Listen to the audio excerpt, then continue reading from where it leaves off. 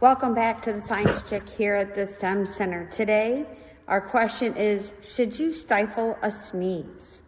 It's all about pressure. How we're going to demonstrate should you stifle a sneeze? We're going to make some exploding bags.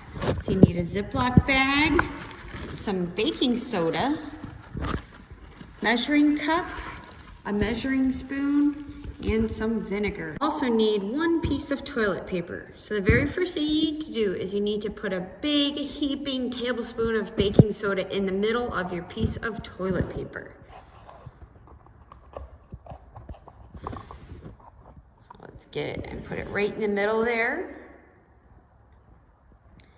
Next thing you want to do, so you want to take your bag and you're going to put 2/3 cup of vinegar in the bag. You need 2 hands for this. So let's see. There is 1/3 into the bag.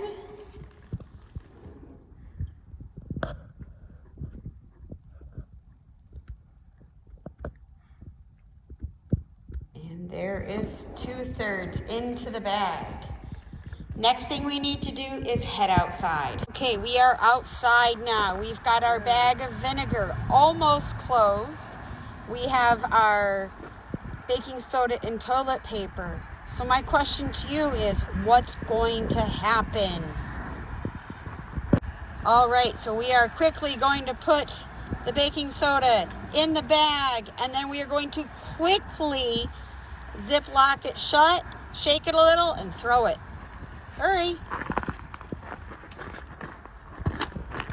So what happens? What happens? Oh, we've got a popping, exploding bag.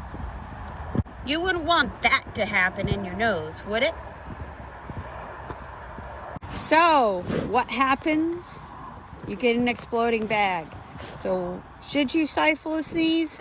I don't think so. Build up a lot of pressure in your sinuses.